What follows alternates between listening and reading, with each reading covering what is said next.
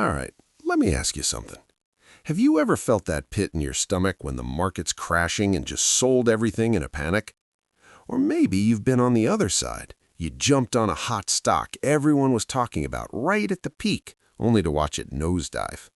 We've all been there, and it turns out there's a name for this gap between what we know we should do with our money and what we actually end up doing. So the solution, and really the whole inspiration for this explainer, comes from this fantastic book called The Behavior Gap by Carl Richards. His big idea, which he famously sketches out on napkins, is that we can learn some pretty simple ways to stop making these really expensive emotional mistakes. And that is exactly what we're going to break down today. So, first things first, what is this behavior gap we're talking about? Well, at its core, it's about a simple and honestly pretty humbling truth. Most of the time, we don't beat the market beats us. But you know, the really fascinating part isn't that it happens, it's how. Okay, here it is in black and white. The behavior gap is just the difference between what an investment, say a mutual fund, earns over time and the return that you, the person who invested in it, actually end up with. You see, the gap isn't because the investment was bad, it's because our own actions got in the way. We are literally leaving money on the table because of how we behave. And this right here just makes it painfully clear. On one side, you've got investment returns. That's what you'd get if you just bought an average fund and, did nothing, just let it sit. But then there's investor returns. That's what most of us actually get, because we don't just sit still. We trade, we panic, we get greedy, we get scared, and we end up with way less. Yeah, we're the variable that keeps messing up the equation. So, if we're the problem, what's behind all this self-sabotage? Well, it's time to meet the main villains of our financial story. Turns out we really are our own worst enemies, and it all boils down to two incredibly powerful primal forces. And here they are, fear and greed. I mean, think about it. These two emotions are practically baked into our DNA. They kept our ancestors alive, right? Fear made you run from the lion, and greed made you grab all the berries you could find. They were survival instincts. But in the world of spreadsheets and stock tickers, those same instincts, well, they become a recipe for absolute disaster. And this is that disaster in action. This is the emotional roller coaster of investing that so many of us ride. When things are going great, the coast looks clear, our greed kicks in and we can't buy fast enough, often right at the very top.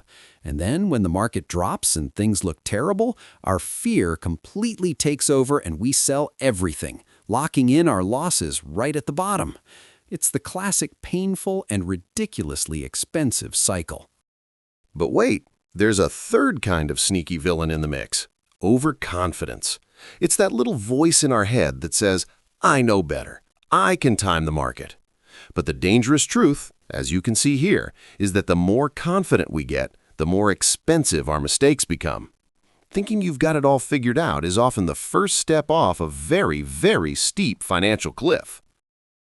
If you are finding this video helpful, please make sure to hit that like button and share it with someone who this might help and be a benefit to their financial decision-makings.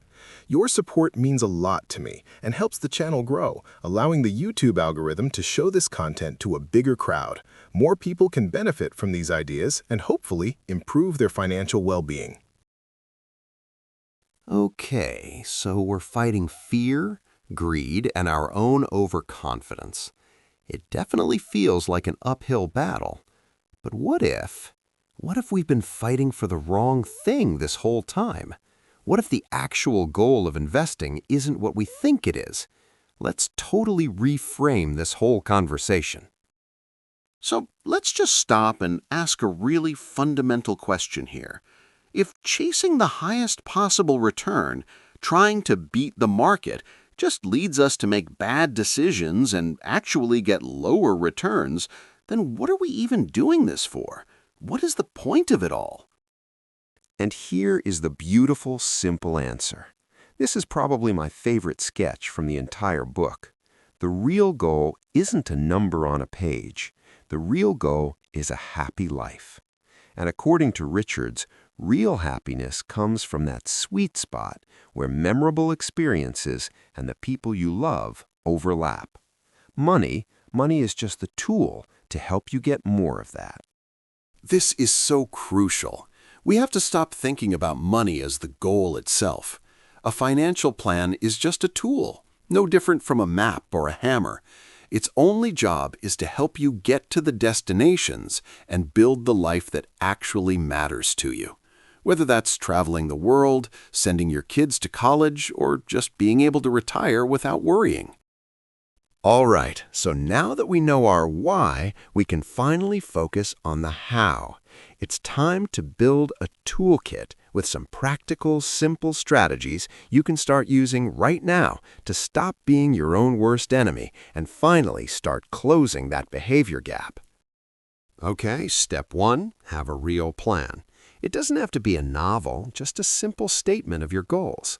Step 2, you got to admit there's a problem. Look back honestly at your financial mistakes. Did you get caught up in the housing bubble? Recognizing those patterns is huge. Third, create a simple checklist like a pilot before takeoff. Just ask, am I feeling fearful? Is this even part of my plan? It can stop you from crashing. And finally, and this one is maybe the most powerful of all, just take your time. A simple 24-hour waiting period is the ultimate defense against a rash, emotional decision you'll regret. And here are a few more quick-fire tips for you. A big one is to focus on your personal economy. That's your income, your savings, your debt, the stuff you can actually control instead of obsessing over the global economy, which you can't. Another great one is to put a literal price tag on your goals. When you know that retirement costs X amount of dollars, it suddenly becomes a lot easier to say no to some small, meaningless purchase today. So, as we start to wrap this up, it's so important to remember the book's central mantra. Everything we've talked about is incredibly simple to understand, but that does not mean it's easy to do. And this sketch just captures that final takeaway perfectly. Real long-term financial success isn't about the thrill of chasing the next Google. It's found in that boring but incredibly powerful intersection of slow and steady. It's about discipline and patience, not about chasing hot tips from your brother-in-law. It's the tortoise, not the hare, who wins this race. So let's just quickly summarize the game plan. Number 1, the real problem isn't the market, it's us. It's our behavior. 2, we have to get a handle on our emotions, fear, greed, and overconfidence. 3, figure out your real-life goals first, and then build a financial plan to serve them.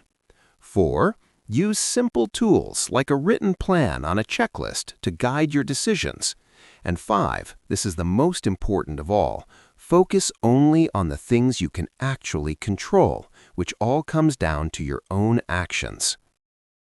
I want to leave you with this final thought from Carl Richards himself. You can't control the markets. You can't predict the future, but you can control how you react to all of it. And mastering that one thing, your own behavior, can make all the difference in the world. Not just for your bank account, but for your overall happiness. The power to close the gap, it's entirely in your hands. Make sure you hit that subscribe button so you don't miss out on future videos. Thanks for watching. I'm Finance Puppy, and here's to a better financial tomorrow. Cheers!